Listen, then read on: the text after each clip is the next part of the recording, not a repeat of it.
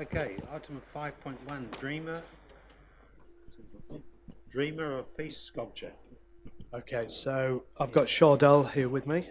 If you recall, Chardell presented this item as part of a public workshop as opposed to a formal council meeting. So there's a couple of there's one procedural thing in here and some conversation around what is in effect unbudgeted expenditure. So the original proposal was for Dreamer of Peace statue, which I think there was a consensus to accept. The explanation was that it'd be given free, there'd be no cost to council. But as we've delved deeper into this, obviously there's a cost of installation which wasn't included in the original proposal. So what you'll see there is everything from engineers certification through to concrete and plaques and things like that, and also lighting. So that's, I guess, the guts of the conversation today. Then there's also if you decide to proceed, there's the actual official approval of the donation, installation, and the site as well, which, because it was done in a non-formal environment, there was no resolution passed by council. So Chardell asked any questions, but I'll answer as much as I can. But I guess it's up to you to have a debate around whether you support this or not. Okay, thanks, John, and good afternoon, Chardell. Nice to have you here. Good afternoon to you all, and thank you for the opportunity to come here. Okay, so just a quick question you forgot about the possible costs of installation when your original submission. Sorry, I wasn't here for that. That's all right. Yeah. Yes. It wasn't discussed, that aspect of it, and we didn't think to bring it up at the time. It was just the submission, the concept of it, having the Dreamer of Peace statue here in Taupo. Right. And we are offering that as a group, $25,000 cost to us. The statue is actually in storage here in Taupo now. Yeah. And so now we're looking at the cost of the installation of it, and we were hoping, I guess, that the council would look at being able to pay that aspect of it, or at least some of it. The plaque we are happy to pay for. We're committed to that as well. That'll be probably somewhere in the vicinity of $1,000 to $1,500. I'm just working through getting quotes on that now. So there's, as I understand it, there's 4 elements to the installation of the statue, and that is the foundation to hold it in place and to keep it strong against the weather, and a base to go around it that people can stand on if they wish to, and 2 uplights to light it, particularly at night, given the place where it is going to be standing. It's a little dark down there at night, and that would be wired into the existing lighting that's around the path, the pathways, the pavements, and so forth. So those, I think, are the major things. If I can just add one more thing. Sorry, I forgot to say that normally we have a public works, public art budget. Unfortunately, that was used to pay, was committed this financial year. So normally this wouldn't be a major issue because we'd have budget to be able to do this thing, even though it's usually a 50-50. But we've expended that with the Chinese, the Suzhou archway. So that's why we've got a bit of an issue. That's why it's unbudgeted expense. Yes, as soon as we get projects mentioned, there's no charge. We get all very excited. Yes. So, yeah. Well, again, we didn't go any further except offering the statue, right. And that's sort of as far as it went on the day. Okay. And so that's why I guess this discussion is happening now. No problems. Yeah. All right. Questions, please, Councillor Park. Thank you, and nice to see you again. When you walked in, I was only not staring at you because I was like, you look familiar, but I couldn't place you. With the Dreamer of Peace sculpture, is there any sort of religious connotation to it at all, or is it for all lovers of peace? Or Yes, it is universal. I feel. I guess if people wanted to chew a bone about it, they might aim at that. But we're not a religion. The person that was modelled after Sri Chinmoy was not a religious man, he was a spiritual man. And he was very much involved in a lot of interfaith work and bringing people together. And that's what he's known for. And that's why we chose him for that piece of artwork, because it is interactive in so much as that it engages people. And I've actually spent quite a bit of time over the last 6, 7, 8 weeks talking to people in the community about coming to the unveiling ceremony, and from right across the board, the different religions in the community here, the different community groups, tangata whenua, and so forth. They're quite excited about the idea of it, that we all come together for this. So yes, absolutely, yes, no, and that's exactly anecdotally what I've heard from different countries around the world that already have the statue. Czech Republic, and Bali, Australia, and Mexico, different places. They're having that experience, that it's universal. Thank you. Councillor Body? Thank you, Mr. Chairman. Just in regards to lighting, because the other two I saw during daylight, so I didn't know whether they were lit up or not. Is that necessary requirement, or is it just the place that it's going to be put? Why I've sort of been interested in having uplighting is because it's quite dark down in that corner of Tongariro South Domain. And I thought it would be nice if it was lit at night, because it would make it accessible and also add an element of protection. That's the main reason for that. If anyone's seen the archway yet, lit up at night, it looks absolutely fantastic. Yes. Yeah. So I went down and had a look at it one night a few weeks ago, more during the thick of the winter. And even though there's quite a lot of pathway lighting there, it's very directional and very focused. But in that particular spot, it was very dark, so I thought it would be nice to have uplighting for the two reasons that I mentioned: protection and also accessibility. I guess people will notice it more at night, and that will be a bit of a feature more, I guess, of the summer. Mr. Chairman, I know by the way we work, we can't carry something over to the next financial year from the arts. Is that correct, Mr. Ridd? In terms of the public art, yeah, that can be rolled over as capital expenditures. So my point being that if we table it, i.e. put this on hold till the next financial year, we may be able to have it come out of that particular budget. I appreciate it's only just started, but it's I'm prepared to put money in myself, but to me it's a great gift. It's a matter of how much we've got to spend to put it in. Councillor Johns?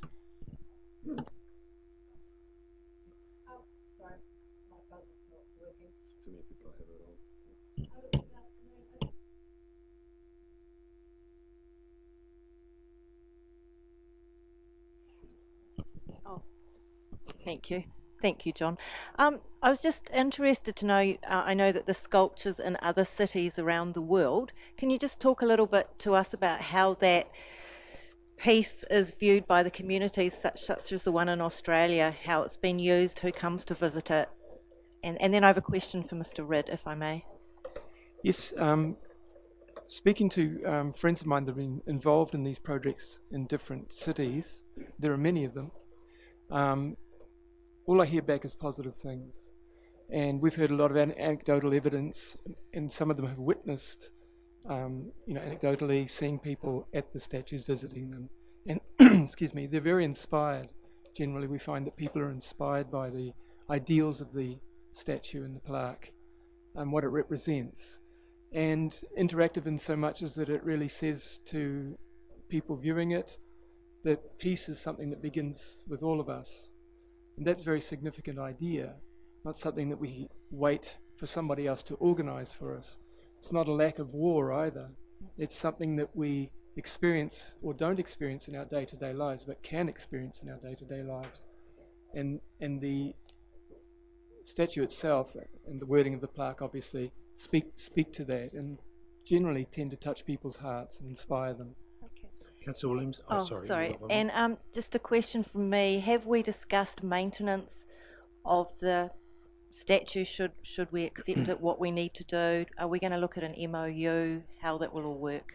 Yeah, so we have been caught before. Yeah, we have a standard MOU these days in terms of that sort. Yeah. So what we would do is agree. I don't think there's a formal body. You don't have. I don't. The issue is there isn't a formal entity, I guess, to have a relationship with. But the MOU is generally around, it comes out to count, all those things that we wrapped up when I had the issue with the giant bike, which we've wrapped up in the MOU. So I'm comfortable that we can cover that side of things. There's a thing I think we need to remember to look at is maintenance, because if we're going to have the symbol of peace, we need to look after our symbol. Yes, that's very kind. And myself, being a local, I would be prepared to help and assist with that, obviously. It's a bronze statue with a patina on it. It's very highly polished as well. And I've also been told by the sculptor himself how to look after it, and I've actually purchased wax and so forth that goes onto it maybe once every couple of months to protect it. But I would certainly keep an eye on it myself as a local and as a member of the Sri Chinmoy Oneness Home Peace Run, which is Councillor offering. Williamson. Thank you. Thank you. Through the chair. Thank you, Shadul. Thank you for that. Obviously, I missed the forum when you made the presentation a couple of weeks ago to the full council regarding. Obviously, there would have been given some historical information around the actual wanting to celebrate this year being 25 years commemorating the relationship with Taupo with the peace run. And yes. I don't believe I have a conflict of interest, but my mother was mayor at the time when that was signed, so there's a significance in terms of doing it now rather than, as council bodies suggested, fair enough to carrying it over to next financial year, but it'd be appropriate to do it next month, to, if nothing else, to celebrate the 25 years. Yes. And did you mention with your, you mentioned before about the $1,500, was that a quote, or was that some fundraising you're doing towards the cost of the installation? For the plaque. For the plaque. That was just yes, purely yeah. for the purchase of a plaque. Okay. We're thinking of getting one cast in bronze. Okay. Yes. Councillor Rankin. I think it's a beautiful and unique gift for Taupo, and I'm really delighted that you have chosen us. Look, every dollar that we have is precious because we have a very ambitious program of work. But I think if we can support this, if there's some way that we can take the money out of next year, this year, because our arts budget is very low. The way we support arts is minimal. And this is not just art, it's something a whole lot more than that. And so I personally do support you, and I think we have to find a way to juggle next year with this year if we possibly can. Thank you, Councillor. Councillor Hickley. This is probably not relevant to this particular item, but I do know that we've got a sculpture coming up in Turangi. And so, unfortunately, our arts budget is already been allocated this year. We've got nearly $6,000 today. I'm assuming that probably the Turangi one will be roughly about the same. And I would support both of them. But I'm just making a point that perhaps our arts budget does need a little bit of tweaking from time to time, and I'm supportive of both those sculptures when Turangi's does get presented to Taupo, because I know that there will be some unbudgeted item. So just making the point. Mr. Chairman, I'll just to answer that, I'll just say this would be the first time that we've ever expended the full public arts budget in its history, and you'll remember that was just because of that Shuzo gateway. When the paper for Shuzo was getting done, you'll remember we also talked about, did we do that as unbudgeted? Did we do that under a fund for the sister city? But we decided it was public art, so we took it from here. So that's what we're paying for the price for now, I guess, is having, I won't say robbed, because it was use of a budget to achieve that aim for the gateway, but that's why it's become an issue. If it had been any other year, then that budget would have been, this wouldn't be the same issue that it is now. Through the chair. When we set up the arts or the sculpture budget originally, there was $100,000. I think that carried on for probably 4 or 5 years, or probably two sessions. But then, of course, we, with the financial crisis, we had to do some budget adjustments, and it got knocked down to 25. Cool. End of story. Thank you for that. Through the chair. Through the chair. Councillor Williamson. Notwithstanding those comments, I endorse Councillor Rankin's comments as a one-off, perhaps not a gold but a bronze opportunity for a statue into the community. So I would like to move recommendations 1 and 2. Thank you, Councillor Williamson. Okay, it's been moved, and thank you, Sade, for your offer here. Yes. I know you've mentioned about other groups that you've talked to, and I tried to get this done with that Chinese archway. That if people to get the benefit from Chinese visitors should be contributing. I'm just wondering whether this could be deferred to next month to give me a chance to talk to finance as to some way to fund this year. Certainly take retrospective donations as well. Me too. That's one of the reasons I want to talk to finance, whether under our laws can it be done. So for instance, if someone came along with $6,000 and said, here, go do it, and then when the arts budget comes up next year, that person or persons or whatever get their $6,000 back, can that be done? We could credit the account, credit the account. But, anyway, question was, Councillor Body suggested that if someone came, loaned us the money, basically, is that what you're saying? Loaned us the money to do it, and then, through the chair, I'd rather we stuck to our normal practice of finding 5,750 somewhere in our budgets. I'm not in favour of entering into one-off arrangements of that nature. all right, it's been moved by Councillor Williamson, seconded by Councillor Rankin, and I'll just talk in support again. Charlie, what an absolute opportune time too. With the archway going in, you're going to get a lot of traffic through there, and I think there'll be 2 wonderful, attractions. And anything that promotes peace has got to be good, doesn't it? So I think it's wonderful. But so thank you for your offer here, and appreciate clarifying the installation side. So it's been moved by Councillor Williams, seconded by Councillor Rankin. All those in favour, please say aye. Aye. Those against? No. Councillor Body, would you like that recorded? Certainly. So one against was Councillor John Body. All right. Where are we? Thank you. Right. 5.2, naming of public road 29 Hidepeka Street subdivision. Darren. Welcome, Darren. I'll take you a read of this. Okay, pretty straightforward, isn't it? Have you got another job to do? Thanks, Darren. It's all pretty straightforward. Obviously, the construction's underway up there, and they're starting to really take shape. Certainly, is a particular persuasion. I'm more than happy to support it myself. But anyway,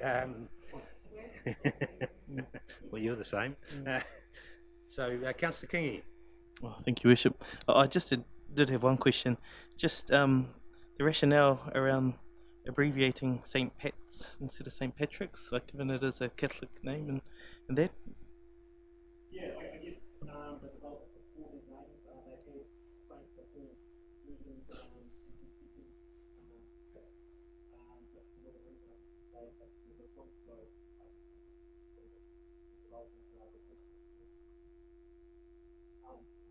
as a note, land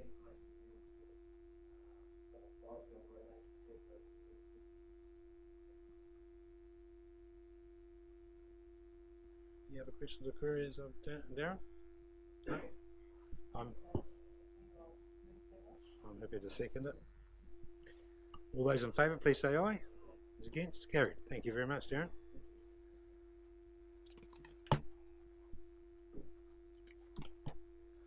Right, more exciting one. 5.3, delegation of functions, powers and duties to hearings commissioners for Plan Change 34, flood hazard.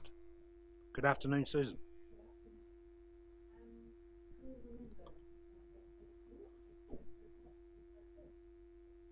Albeit a bit slowly. We've had submissions, we've had further submissions, they've closed. The next stage is a hearing of those submissions, which now, unfortunately, changed from the paper, is now likely to be in November, not in September. We, through the delegations manual, the powers to hear, deliberate and recommend decisions on plan changes rests with Gareth, because it's delegated to Gareth, and under the RMA you can't sub-delegate. So this is really just a procedural matter for the council to delegate those powers under the RMA to the hearings commissioners, so they can hear, deliberate and make a recommendation on that plan change. Thank you, Sue. Any questions or queries, Sue? Member Councillor Park, seconded by Councillor Body, and Jeff Jones. Is he the ex-regional council chair? Jeff Jones, yes. CEO, was he? Or Yes, chair? he was the CEO. Okay. His daughter lives here, doesn't she? All right, all those in favour, please say aye. Those against? Carry. Lovely. Right, 5.4, Taupo Airport. Approval of expenditure for the installation of a permanent generator. Mr. Brian Fox. Good afternoon, Brian.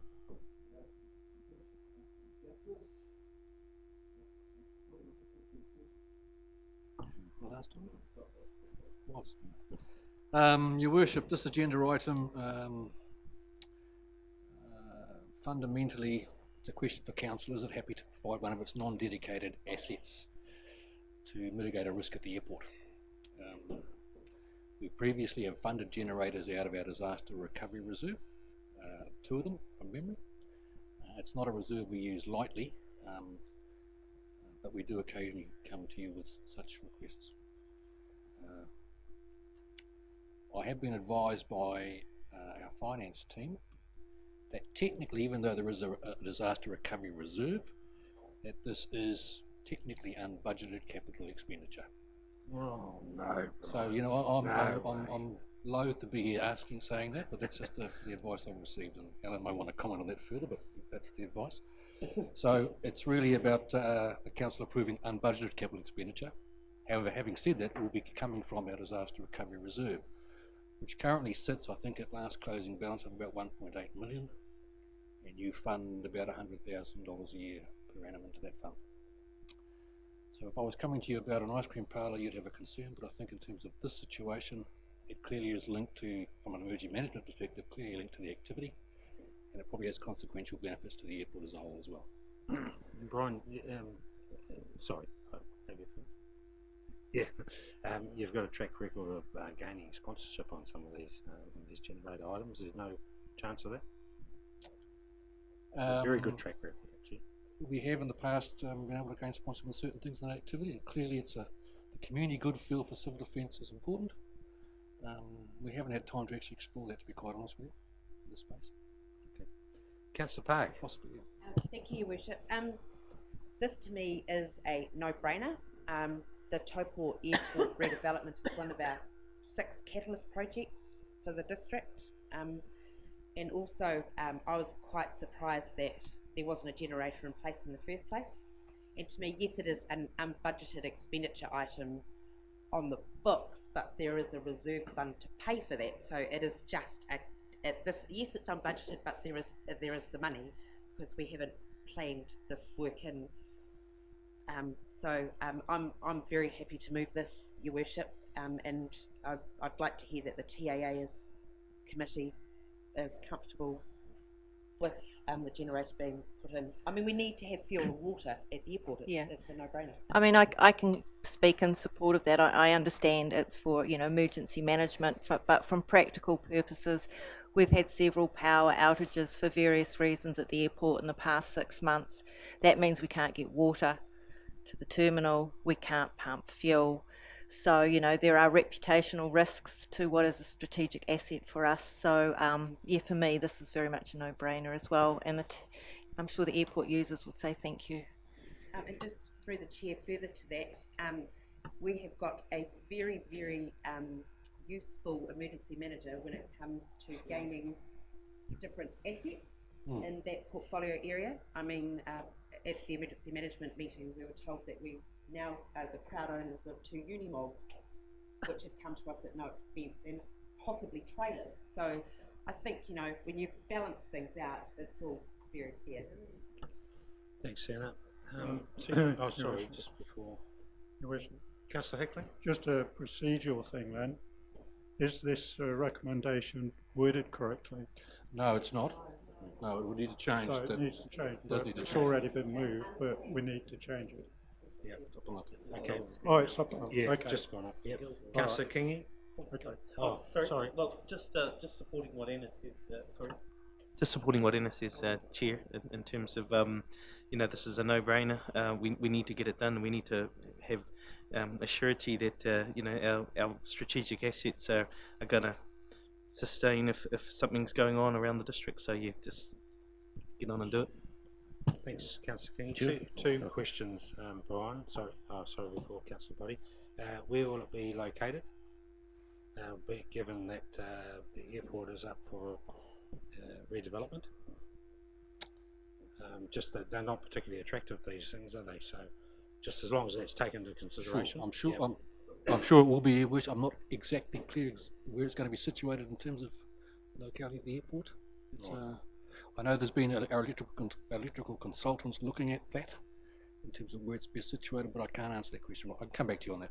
Okay, that'll be good. You know, we've got the terminal, we've got the shed, and then we've got that thing on the left, that office. Yeah, it's, Yep. And also, what will it actually power? Fuel and water primarily is the major risk areas, is my understanding. What, sorry? Fuel and water. Okay, so what about the lights on the tarmac? So that's already covered by CAA, is my understanding. Yep. I'm happy to be guided by the TAA members here, but that's my understanding. So just the fuel pump, and what about terminal power? Just hearing from John, terminal power as well. So we're keeping the lights on, fuel pump and water ducts, but air side is covered. Yeah. CAA. So we can continue operating. Okay, cool. All right, thank you very much. Yeah, just to, you know, whether the landscape architect needs to be involved with something, just to take, you know, it's not that particularly aesthetically beautiful now, so you know, generate something. We'll put it in the camping ground where the caravans are. I need a bit of an explanation. If we have a budget, Mr. Fox, let's have $1 million for disaster recovery reserves, would every expenditure we have out of that be unbudgeted, i.e. unless it's in the list to be done? How does that work? So the answer is yes, given the advice today. It's always unbudgeted, but we have an allocation, we have a reserve that can cover that, as opposed to having to find the money, if I can put it that way. Yeah, we don't budget for having a disaster per se, but we budget to have a reserve to meet immediate requirements around that. And at times we say some of those aspects we can cover off earlier in the piece and waiting for the disaster to happen. This is one of those times. Okay, and we're not adverse to potential sponsorship as well? Never averse to potential sponsorship. Do you want that in the resolution? You could take it from me that I've locked it in, Your Worship. Good. All right, now, I think we had a mover, did we? Councillor Park, thank you. Seconded by Councillor Kingy. All those in favour, please say aye. It's against? Carried. Lovely, thanks, Brian. Right, 5.5, Council Engagement, September 2018. Gina. Afternoon. Not much to add in terms of the engagements. We just have the local government zone 2 meeting end of September, towards the end of September in Gisborne. So whether any councillors would like to attend that, please. I'd like to go to Gisborne. I know it's a particularly good meal. Last time I was in Gisborne. Yeah. Anyone keen? Tom? John? Councillor Williamson? Good on you, John. Marvellous. Take your surfboard. Okay. So those dates and times are all good for the meeting. So we have one there, and number 2 will be Councillor Williamson.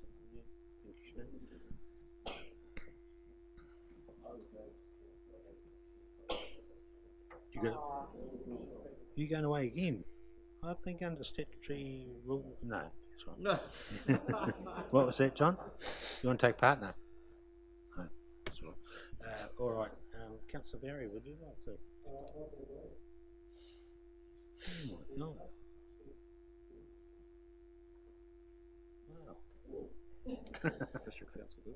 Okay, could I have a mover, please? Thank you, Councillor Body, seconded by Councillor Park. All those in favour, please say aye. Against? Carried. Members' reports, 5.6. Any members' reports, any tabled reports can come this way? Very good. Councillor Body's offering to have a slideshow one night. See this. Through the chair, I attended the Lakes and Waterway Action Group AGM a couple of weeks ago. Oh, thank you. And so that was quite well attended by quite a lot of representative groups. Great. Thank you. All right, pretty straightforward. Okay, can I have a mover, please? We've got Councillor Park, seconded by Councillor Kingy. Members' reports be received. All those in favour, please say aye. Against? Carried.